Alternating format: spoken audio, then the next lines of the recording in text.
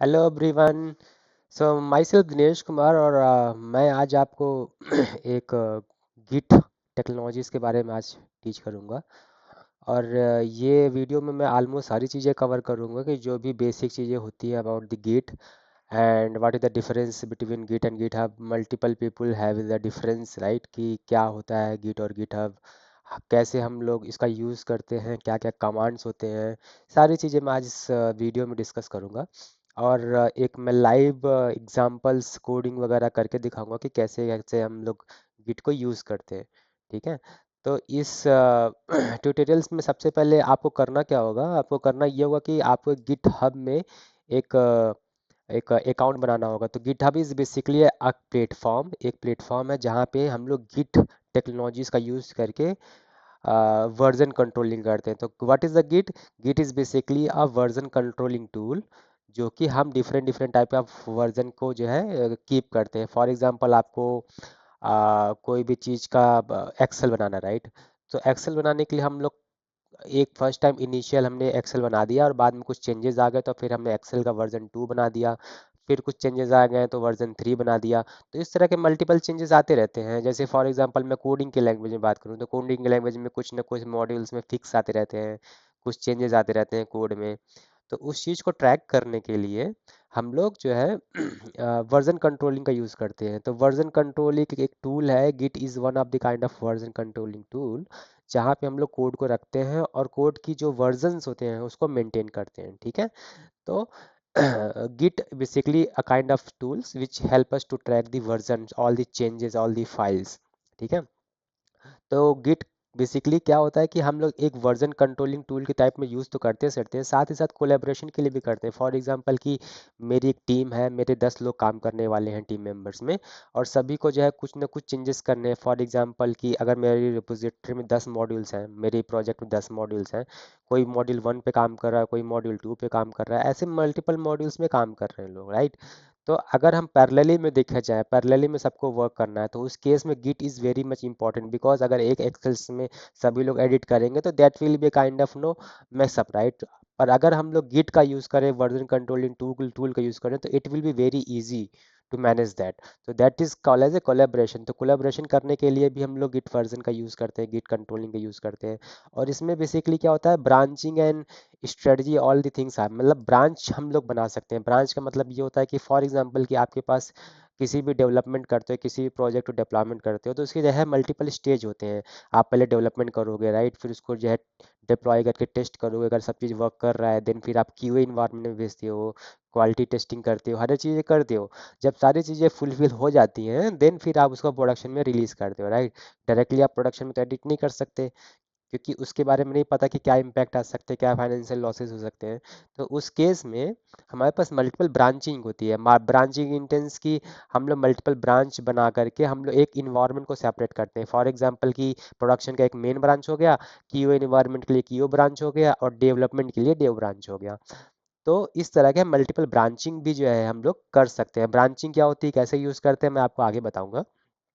तो इस तरह के बेनिफिट्स होते हैं जो गिट को यूज़ करके हम लोग ले सकते हैं। ठीक है। तो रियल लाइफ में जैसे मैंने यहाँ पे एग्जांपल्स लिख दिया है कि फॉर एग्जांपल कि अगर मान लो कोई आपको एक्सेल या डॉक्यूमेंट अपडेट करना है, तो बार बार अपडेट करने में नए नए वर्जन्स बनते रहते हैं। ठीक है। तो उस केस में क्या होता है कि ये गिट आपको हेल्प करेगा उस वर्जन को कंट्रोल करने के लिए। आप किस वर्जन में क्या चेंजेस आए थे, सारी चीज़ आप ट्रैक कर सकते हो। ठीक है। तो अगर मैं गिट और गिटहब के बारे में डिफरेंस बताऊं, तो git is basically kind of version controlling tool और सिस्टम, और गिटहब इज़ अ प्लेटफॉर्म जहाँ पे हम लोग गिट का यूज़ करके हम लोग इस सारी चीज़ों को यूआई बेसिस पे मैनेज करते हैं। ठीक है। तो मैं गिट का यूज़ करके कैसे project management, project control, project के जो है सारे टाइप ऑफ चेंजेस हम लोग ट्रैक करते हैं उसके बारे में मैं डिस्कस करूँगा। ठीक है। तो फर्स्ट ऑफ ऑल आपको एक गिटहब प्लेटफॉर्म ये तो बेसिकली फ्री प्लेटफॉर्म है जहाँ पे आप अपना अकाउंट बना सकते हो। ठीक है। तो आप यहाँ पे जाओगे गिटहब में, गिटहब आप बेसिकली सर्च कर लोगे गूगल पे गिटहब, एंड गिटहब सर्च करने के बाद ये आपका खुल जाएगा। और इसमें आपको जो है ना साइन इन कर देना है। अगर अगर आपका अकाउंट पहले से है तो ठीक है, नहीं है तो आप साइन अप कर लीजिए। साइन अप करने के लिए कुछ नहीं, ईमेल आईडी चाहिए होता है, कुछ बेसिक डिटेल चाहिए होती है, वो करने के बाद आप साइन इन कर लीजिए। और साइन इन करने के बाद फ्रंट में आपका एक पेज यहाँ पे खुल जाएगा। ठीक है। यहाँ पे एक फर्स्ट पेज खुल जाएगा जहाँ पे आपके कोई भी रिपोजिटरी नहीं होगी। यहाँ पे मैंने 3 ऑलरेडी रिपोजिटरी बना दी है। Repository means like modules, right, modules 1 2 3 इस तरह के रिपोजिटरी मैंने बना दी है। ये अपने अपने डिफरेंट डिफरेंट टाइप के प्रोजेक्ट्स हैं जो मेरे चल रहे हैं, ठीक है। तो आप जब कभी भी फर्स्ट टाइम लॉगिन करोगे तो ये आपका पूरा का पूरा पेज ब्लैंक रहेगा, ठीक है। तो उस केस में आपको न्यू रिपोजिटरी बनानी, न्यू रिपोजिटरी बनाने के लिए आप क्या करोगे, यहाँ पे न्यू में जाओगे। यहाँ पे मैंने डालोगे आपका न्यू प्रोजेक्ट है, राइट, तो आपने डाल दिया कि न्यू प्रोजेक्ट है, ये मेरा न्यू प्रोजेक्ट 1 है। अब इस न्यू प्रोजेक्ट के लिए मैं क्या करना हूँ, इस तरह की विजिबिलिटीज होती हैं कि प्राइवेट रखना है कि पब्लिक रखना है, कि कौन देख सकता कौन नहीं देख सकता। अभी के लिए मैं प्राइवेट रखता हूँ, ठीक है। तो मैंने एक सिंपली एक नया जो है रिपोजिटरी बना दिया। तो अभी के टाइम पे अगर मैं देखूँ तो मेरे पास जो रिपोजिटरी है कितने टाइप की, अब मेरे पास पहले से 3 थी और एक और नई बन गई, 4 repository, right. New project, project 1। अब इस रिपोजिटरी में जब आप जाओगे तो इस रिपोजिटरी के बाय डिफॉल्ट हमारा मेन ब्रांच होता है, ठीक है। इस मेन ब्रांच में अभी क्या है कि अभी के लिए यहाँ पे कोई भी डेटा, कोई भी फाइल्स, कुछ भी चीज़ नहीं है। ये फाइल पूरी की पूरी, ये पूरा का पूरा रेपोजिटरी खाली है, ठीक है। तो इसमें मुझे सबसे पहले जो है फाइल जो है एक कोई ना कोई क्रिएट करनी हो। तो मान लीजिए फॉर एग्जांपल मैंने एक टेम्परेरी फाइल क्रिएट कर दी, क्योंकि कोई भी रेपोजिटरी खाली नहीं होनी चाहिए, ठीक है। मैंने एक टेम्परेरी फाइल क्रिएट कर दी और इसका मैंने नाम दे दिया टेम्प, ठीक है, टेम्प डॉट पी वाई या temp dot T x T, ठीक है। और टी एक्स टी करके मैंने ये एक फाइल जो है यहाँ पे क्रिएट कर दी, जो कि जो है ये हमेशा जो है पहला जो डिफ़ॉल्ट ब्रांच होता है वो मेन ब्रांच ही होगा। यहाँ पे अभी एक भी ब्रांच यहाँ मैंने क्रिएट नहीं की है, ठीक है। तो ब्रांचिंग क्या होती है और ब्रांचिंग स्ट्रेटजी क्या होती है, वो सारी चीज़ें क्या होती हैं वो मैं आपको एक बार बता देता हूँ, डिस्कस कर लेता हूँ कि ब्रांचिंग क्या होती है, ठीक है। तो पहले उसके लिए मैं एक आर्किटेक्चर दिखाता हूँ, ठीक है। आर्किटेक्चर ऐसा रहेगा,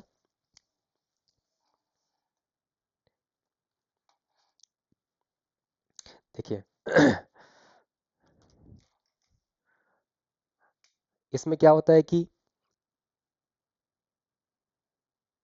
हम्म, इसमें क्या होता है कि अगर ये मेरा मेन ब्रांच है, ठीक है, ये मेरा मेन ब्रांच है, ये डिफ़ॉल्ट ब्रांच होता है, ठीक है। जब आप फर्स्ट टाइम क्रिएट करते हो तो ये एक डिफ़ॉल्ट ब्रांच है, ठीक है। अब इस डिफ़ॉल्ट ब्रांच में सबसे पहले क्या होता है कि हमको ये एक प्रोडक्शन का मान लीजिए, या फिर हमारा जो है कोई भी है, कह लीजिए कि हमारा ये रेफरेंस ब्रांच है, ये हमारा जो है सोर्स ऑफ ट्रुथ है, ठीक है, सोर्स ऑफ ट्रुथ है। यहाँ से जो है सारा कोड यहाँ पे हम स्टोर करके रखेंगे, जो भी हमारा मेन कोड होगा वो हम यहाँ पे स्टोर करके रखेंगे, ठीक। अब क्या करना है कि इसमें हम लोग ब्रांच निकालते हैं, ठीक है। ब्रांच हम निकालेंगे प्रोड का, जहाँ के प्रोडक्शन का हमारा जो भी जो है कोड जाएगा, तो ये प्रोड में प्रोडक्शन में चला जाएगा, ठीक है। प्रोडक्शन के डील हम लोग एक ब्रांच बना दिए, ये हमारा हो गया प्रोडक्शन का, ठीक। अब हम उसके नीचे एक और ब्रांच बनाते हैं क्यूए, क्वालिटी असिस्ट, क्वालिटी वाले एक प्री प्रोसेसिंग वगैरह, एक कह लीजिए कि मिडिल वेयर टाइप सा सर्वर है, एक ब्रांच है जहाँ पे हमारा क्यूए सर्वर पे जाएगा डेटा, ठीक है। क्यूए सर्वर पे डिप्लॉयमेंट होगा। और उसके बाद हमारा जो होगा डेव ब्रांच, डेव मतलब होता है डेवलपमेंट ब्रांच, ये हमारा डेवलपमेंट ब्रांच है, ठीक है। तो ये हमारा है डेवलपमेंट ब्रांच, ठीक।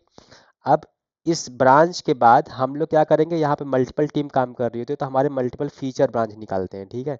ये हमारे पास feature branch 1, feature branch 2, feature branch 3, ठीक है। इस तरह के ब्रांचिंग हमारे पास निकाली जाती है। तो क्या होता है कि हम लोग इसमें अगर टीम मेंबर 1 काम कर रहा है, टीम मेंबर 2 काम कर रहा है, टीम मेंबर 3 काम कर रहा है, इन्होंने डेव से जो है फीचर ब्रांच निकाल के कोई चेंजेस किया, बाद में इन्होंने पुश कर दिया डेव में। अब डेव में जब सारा टेस्टिंग हो गई तो इन्होंने पुश कर दिया उस चेंजेस को क्यूए में, और क्यूए में जब सारा टेस्टिंग हो गया उसको पुश कर दिया प्रोड में, ठीक है। और जब प्रोडक्शन में सब चीज़ चल रही है तो सोर्स ऑफ ट्रूथ को जो है एक सिंक में कर दिया, कि हमेशा जो है सिंक में रहेगा प्रोडक्शन से।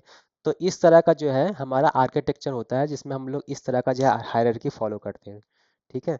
तो ये हमारा का पूरा जो है ब्रांचिंग का पूरा पार्ट होगा कि हम लोग ब्रांचिंग कर रहे हैं तो क्यों कर रहे हैं, कैसे कर रहे हैं, ठीक है।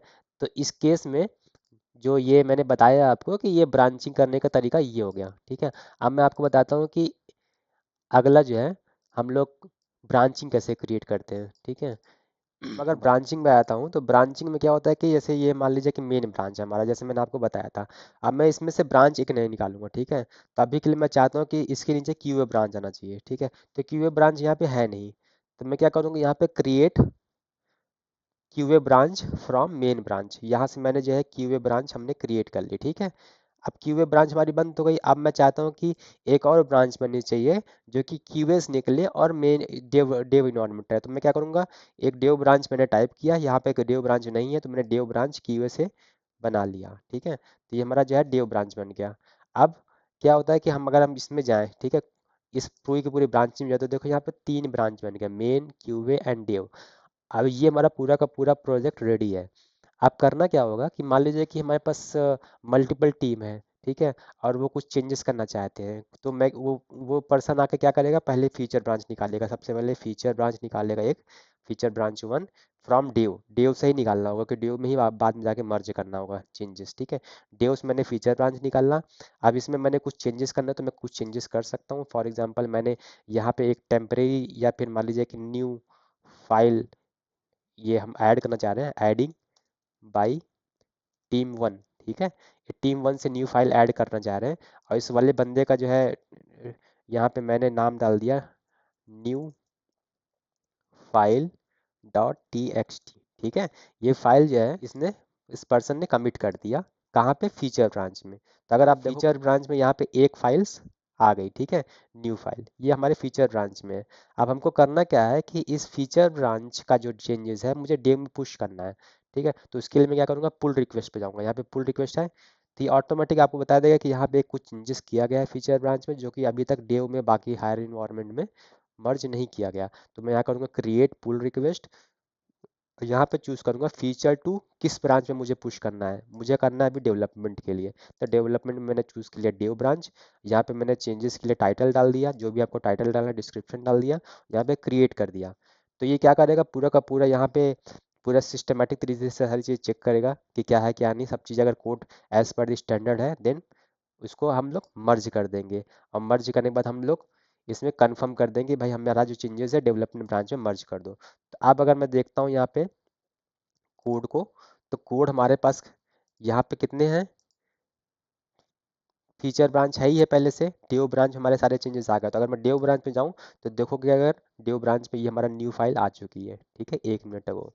अब ये फाइल जो है मैंने टेस्ट कर लिया, सारा डे टेस्टेड है, मुझे ये इसको पुश करना है कि वो इन्वायरमेंट में डालना है इसे। तो मैं यहाँ पे जाऊँगा फिर से कंपेयर एंड पुल रिक्वेस्ट, और अब मैं डालूंगा डेव से कहाँ पे, क्यूए इन्वायरमेंट में। क्यूए इन्वायरमेंट मैंने चूज़ कर लिया, और यहाँ पे मैंने इसमें कुछ डिस्क्रिप्शन वगैरह ऐड कर दिया, डेव टू क्यूए, ठीक है।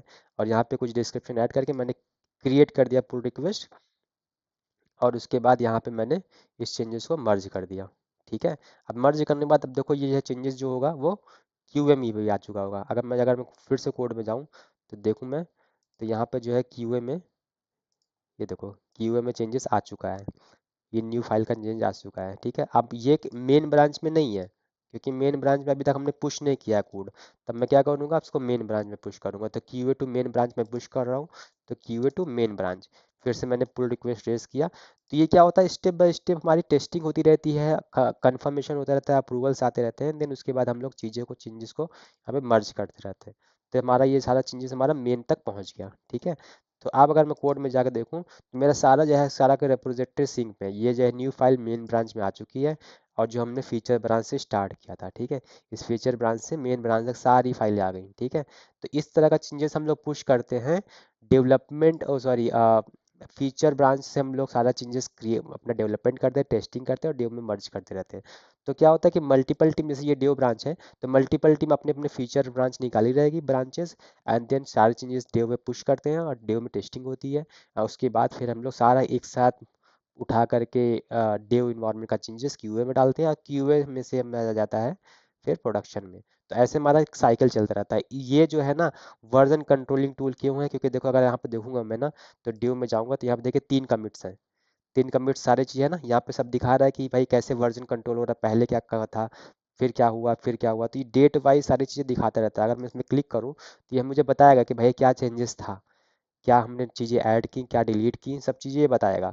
अगर मुझे किसी भी वर्जन में वापस रिवर्ट भी करना है तो वो भी हम रिवर्ट कर सकते हैं चेंजेस, ठीक है। तो ये हमारा वर्जन कंट्रोलिंग कर रहा है सारी चीज़ें, और साथ ही साथ कोलेब्रेशन कर रहा है। कोलेब्रेशन कैसे, जैसे इसमें मल्टीपल फीचर ब्रांच निकाल के हमने एक साथ काम करना चालू कर लिया पैरेलली में, टीम मेंबर्स, और सारों लोगों ने एक साथ डेव इन्वायरमेंट में पुश कर दिया, सारे डेव ब्रांच में पुश कर दिया चेंजेस। तो हमारा जो है कोलेबरेटिव तरीके से काम चल रहा है, ठीक है।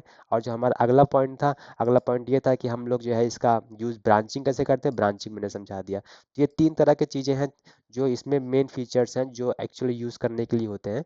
अगर मैं यहाँ पे जाऊँ तो मेरे देखिए अभी भी ये रेपोजिटरी है प्रोजेक्ट वन, राइट। तो ये रेपोजिटरी मेरा है प्रोजेक्ट वन, जो हमारा प्रोजेक्ट चल रहा है। तो इस तरह का हम लोग वर्जन कंट्रोलिंग टूल गिटहब का यूज़ करके हम लोग कैसे प्रोजेक्ट मैनेजमेंट करते हैं, कैसे प्रोजेक्ट में वर्जन कंट्रोलिंग करते हैं, ऑल चीज़ें, ये बेसिक चीज़ें हैं जो मैंने आपको डिटेल्स में बताई।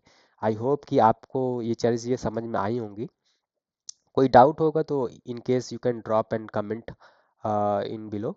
और thank you so much for joining this video.